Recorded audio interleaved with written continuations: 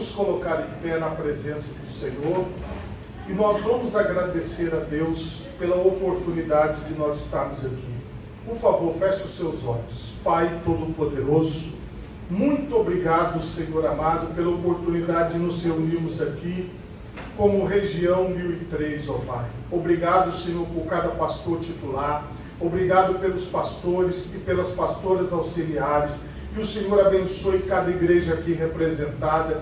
Que nós possamos a cada dia estar servindo ao Senhor com alegria e estarmos firmes na Tua presença. Eu te peço, por favor, Senhor, abra as portas para nós e abençoa-nos neste trabalho, em nome de Jesus. Amém. Podemos assentar. Bom, como vocês já estão acostumados, durante esse ano, nós estamos trabalhando, na primeira parte da nossa reunião, os valores do reino de Deus. O autor do livro é o pastor Osiel Gomes, tem até muita coisa dele na internet, se vocês quiserem acompanhar mais os trabalhos. E hoje é já a sexta palestra e nós estamos com o tema no capítulo Não Retribua pelos Padrões Humanos.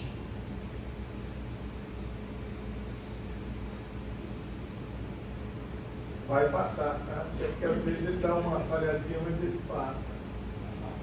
Acontece. Isso. Vamos ver aqui. Até agora ele estava. Aí, olha, foi. Há o texto base aqui, Mateus 5, 38 a 48. Ouvistes o que foi dito, olho por olho e dente por dente. Eu, porém, vos digo que não resistais ao mal, mas se qualquer te bater na face direita, oferece-lhe também a outra. E ao que quiser pleitear contigo e tirar-te a vestimenta, larga-lhe também a capa. E se qualquer te obrigar a caminhar 1 milha, vai com ele 2. Dá a quem te pedir, e não te desvies daquele que quiser que lhe emprestes. Ouvistes que foi dito, amarás o teu próximo e aborrecerás o teu inimigo. Eu, porém, vos digo, amai a vossos inimigos, bendizei os que vos maldizem, fazei bem aos que vos odeiam e orai pelos que vos maltratam e vos perseguem. Para que sejais filhos do Pai que está nos céus, porque faz com que o seu sol se levante sobre maus e bons e a chuva desça sobre justos e injustos. Pois se amardes os que vos amam, que galardão tereis? Não fazem os publicanos também o mesmo? E se saudardes unicamente os vossos irmãos, que fazeis demais? Não fazem os publicanos também assim? Sede vós, pois, perfeitos, como o é perfeito o vosso Pai que está nos céus. Como vocês sabem, a visão aqui do livro é trazer esses valores do reino de Deus para nós vivermos neste contexto social que nós estamos nele. E aqui, não retribua pelos padrões humanos. Esse é um tema muito interessante, porque a todo momento nós passamos por situações de conflito e precisamos saber como reagir. E é isso que está tratando aqui. O primeiro ponto, a vingança não é natureza do reino. A lei de Talião, e é bem interessante isso aqui. A lei de Talião, olho por olho, dente por dente, de Mateus 5,38, pode ser definida como o castigo dado ao culpado, fazendo-o sofrer o mesmo mal ou dano que causou a vítima. Esse era o princípio da justiça visto na lei de Moisés. É preciso compreender a natureza dessa ordem do Senhor, que não intencionava acirrar os homens a retribuir a agressão de qualquer maneira, e sim colocar um certo limite, não deixando que o vingador fizesse uma execução maior que o crime. Na verdade, essa lei procurava ajustar o castigo ao crime. A lei do talião se tratava de uma norma para os tribunais civis, que no seu propósito desejava que, em particular, a pessoa jamais praticasse a vingança, porque havia uma lei, haveria uma punição, e esta punição seria de acordo com o erro cometido, com a falha cometida.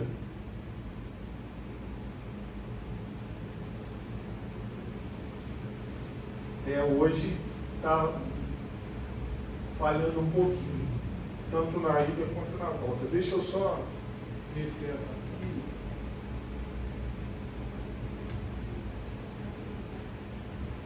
E às vezes a pilhazinha ela vai ficando fraca, né? Pode acontecer isso aqui. Aí, parece que agora melhorou.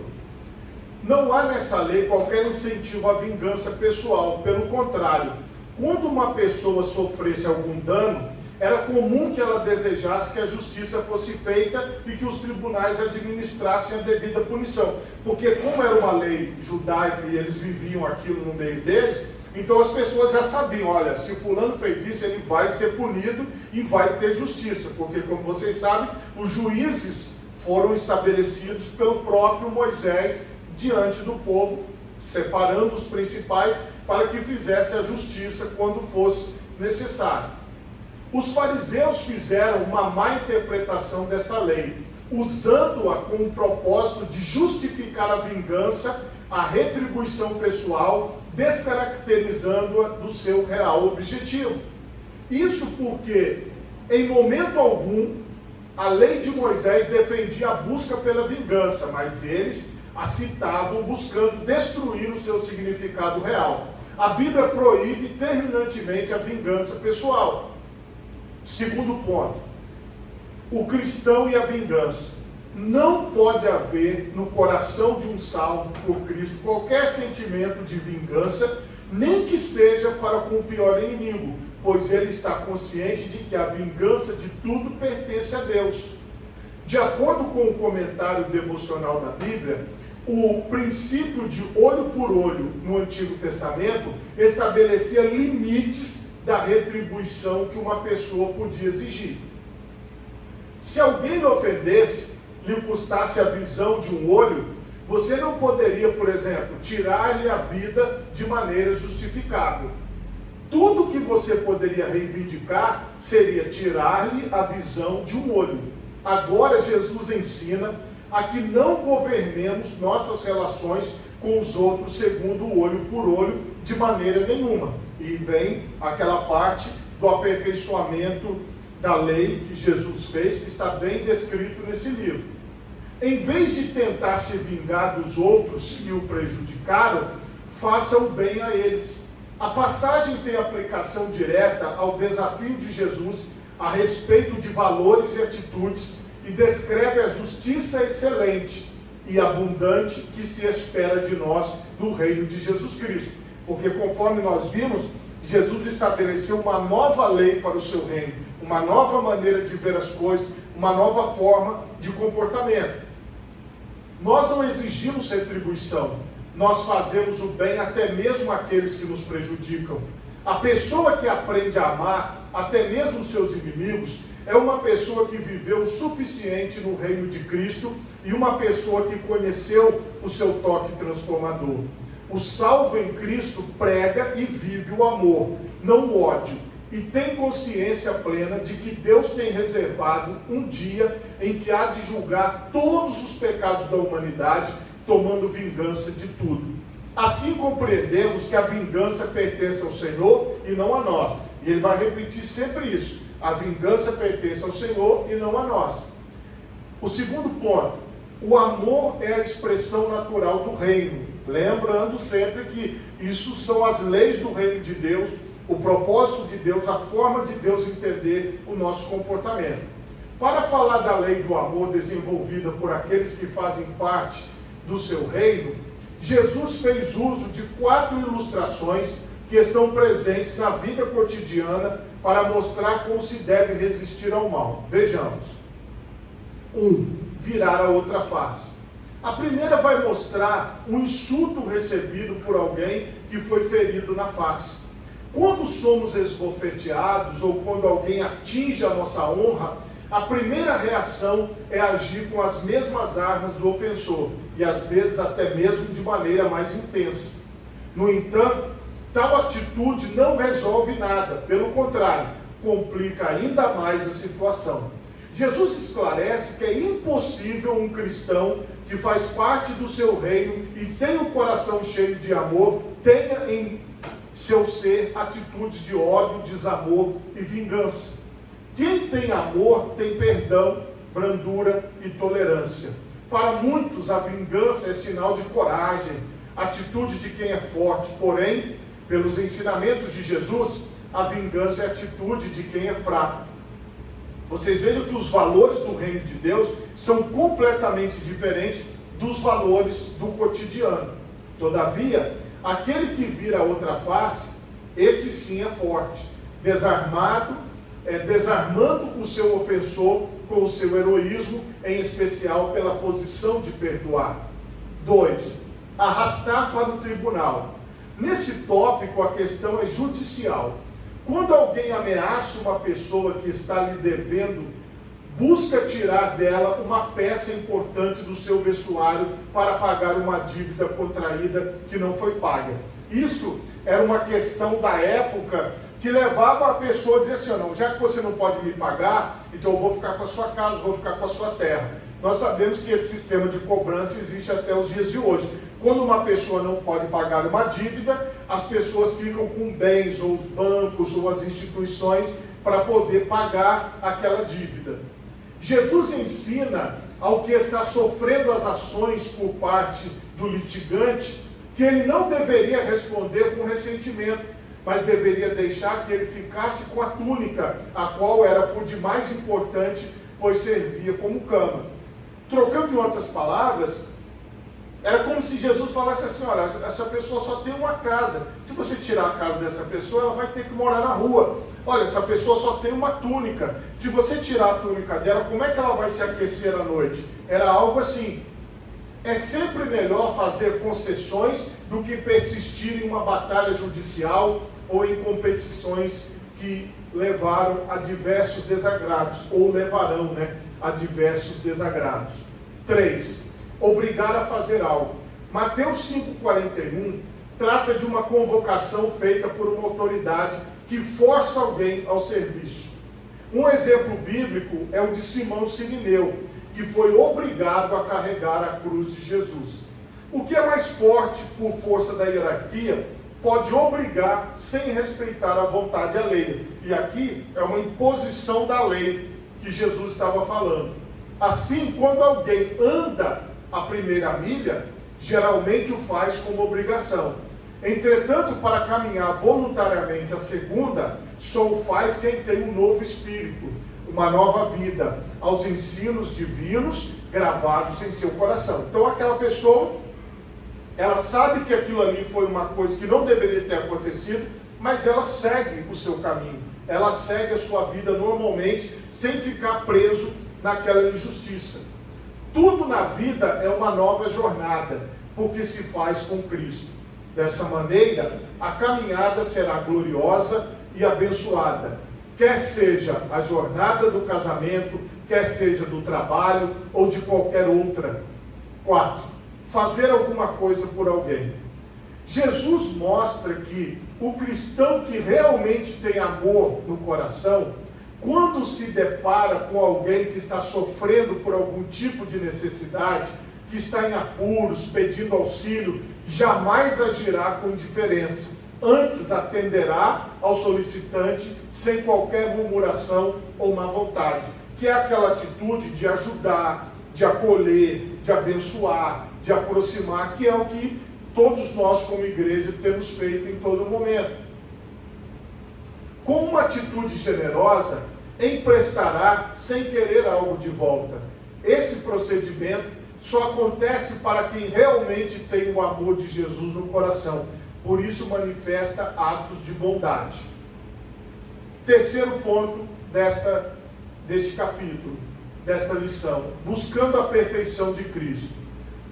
Uma justiça mais elevada, que é isso que Jesus implementou com o reino dos céus. A exigência de Mateus 5, 43 a 48, revela uma justiça muito elevada, incompatível com a natureza humana caída. O Senhor Jesus disse que devemos fazer o bem àqueles que nos fazem mal. Nosso desejo não deve ser o de manter ou de vingar a dívida, mas o de amar e perdoar. É um ensinamento divino, celestial. O Sermão do Monte é taxativo. Em vez de planejar vingar-se, ore por aqueles que o magoaram, ou magoam, né? 2. O amor mais perfeito. O verbo amar, que aparece em Mateus 5,43, é agapau, que está lá no original.